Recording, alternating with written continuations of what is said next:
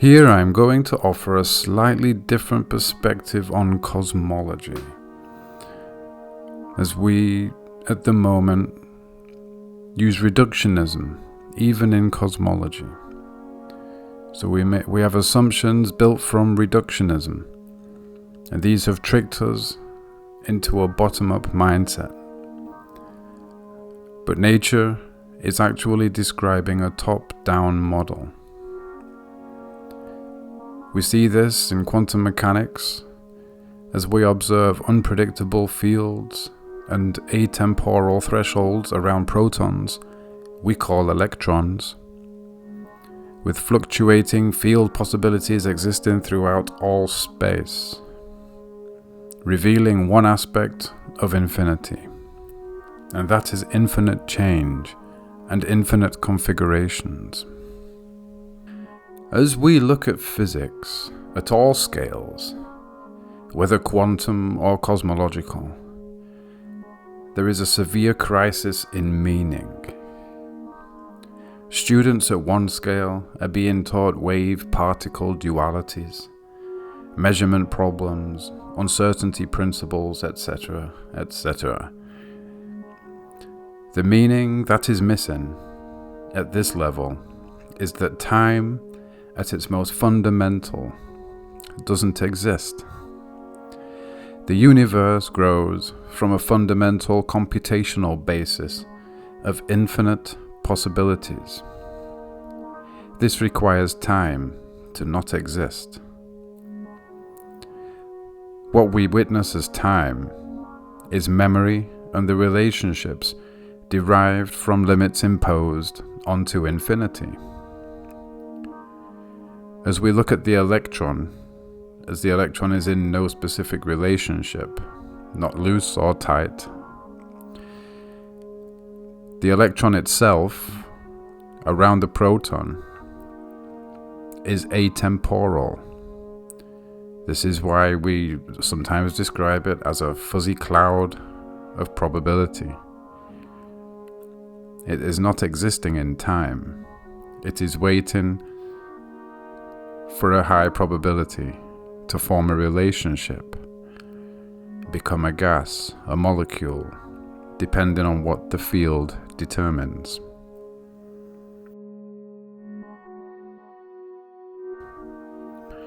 And at the cosmological scale, we run into a similar issue, where we create purely mathematical and theoretical models, like black holes, dark matter, little red dots, and cosmic webs, even the cosmic microwave background. Here the understanding of time is also a fundamental issue, along with our understanding of gravity and space itself,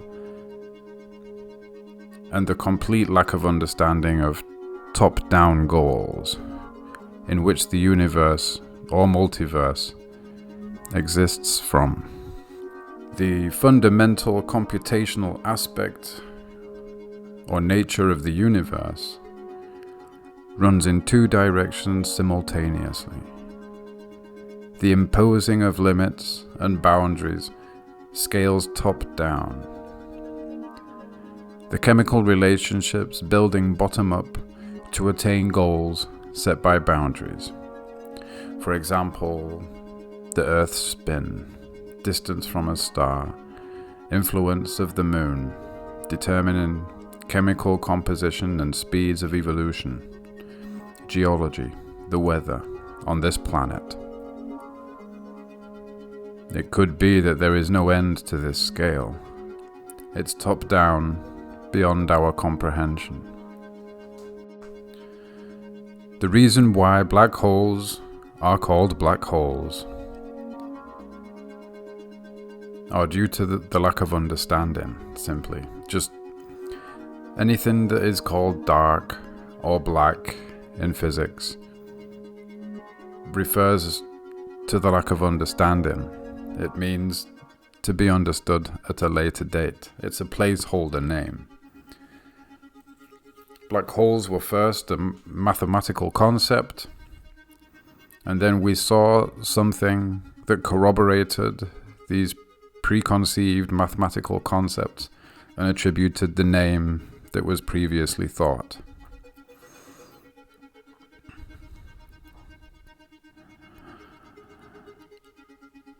Black holes are stars. They are stars in a particular phase of development. We can call them grandparent stars, as all stars are born in groups and live in nurseries until they gain independence. Like all self-organizing and contained systems, black holes are also observers.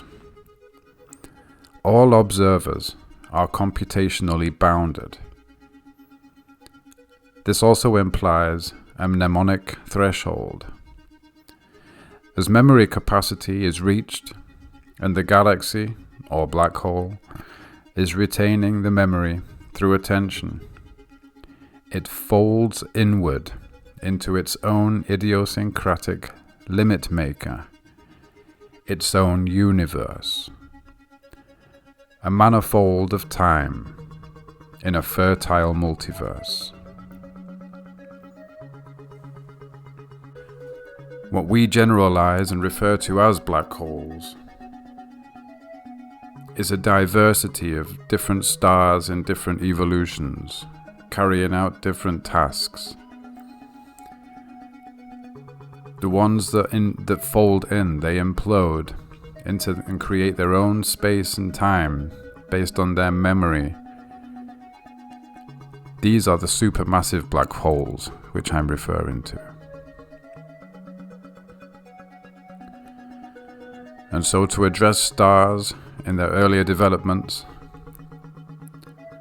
our understanding of stars as gaseous objects being held together miraculously by gravity doesn't really make sense. We don't see this anywhere else, and we can't replicate this anywhere else, that a gas is maintained by some kind of momentum or spin, and things radiate when creating spin. They don't gravitate inward. And gases especially will not gravitate inward. Most likely, what is happening inside a star, as I think we're also starting to understand this in cosmology, is that there is a shelled lattice structure, a superfluid relationship, highly excited ion fields with rapid electron-positron interactions. It is a liquid shell around the outside with high-frequency electromagnetic ripples. The star also, all different phases of stars, are their own observers. They create their own memory over time. They are their own observers.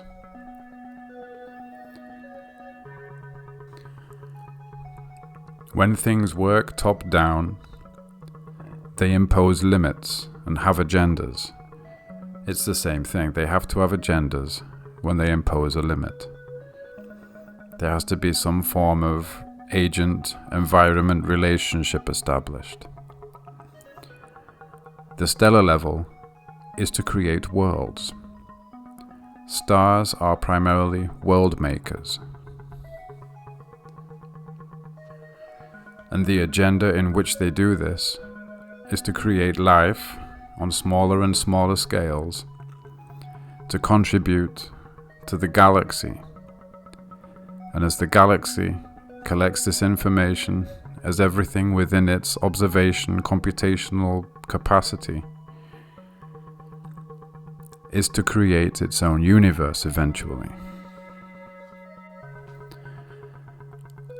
Each heliosphere, just like each galaxy boundary, is set by a relationship between the radiation power sources and the constituents within this bubble. These bubbles surrounding stars and galaxies have individual characteristics that, to us, act as differently strengthened mirrors and lenses. This means it is almost impossible to objectively map a universe from a single point perspective, which we know and which we have tried to negate using triangulation and incorporating the lensing attributes of stars as they pass by and galaxies as we try and look further away. But these have to be run through a simulation of theories and mathematics, and then we create the images based on these theories.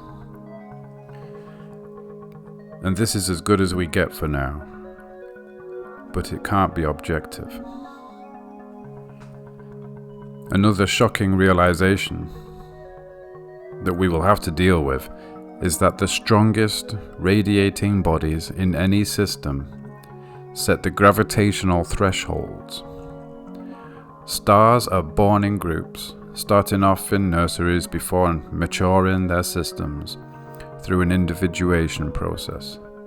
As they mature into their size, individual lattice structures, and personal gravitational and radiation signatures, the gravity set by stars, creating the heliosphere, determines the speed of light as the field density, and the possibility range is limited by the radiation and gravitational strengths.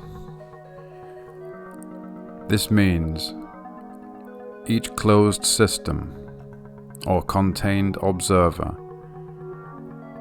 sets the speed of physical information transfer. Light is local, not global.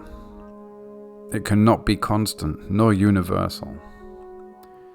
We could go as far to say the whole point of imposing limits from the multiverse level down is to impose idiosyncratic speed limits on the transfer of light and mass. As I have mentioned before, the largest biological body that we've detected on Earth are mycelium networks, sometimes stretching over multiple countries under the ground. These mycelium networks connect all the living things together through their roots, passing information back and forth and even nutrients. Through our physical bodies, we also have a nervous system and fascia, transferring information and chemicals and information for chemicals throughout the whole body. And as we look into space, already we detect a network. We call it the cosmic web. This cosmic web is our universe's mycelium network, responsible for putting what galaxies are necessary in what areas at what time and what types of galaxies. This web also itself is physical, with tendrils in a helical structure that are spinning. They create gravity, they generate energy. Once we understand the cosmic web or cosmic mycelium network, we will have no need for concepts like dark matter and dark energy, because it is this web that is most likely responsible for the gravitational influences we can't yet understand. If you made it this far, thanks for listening.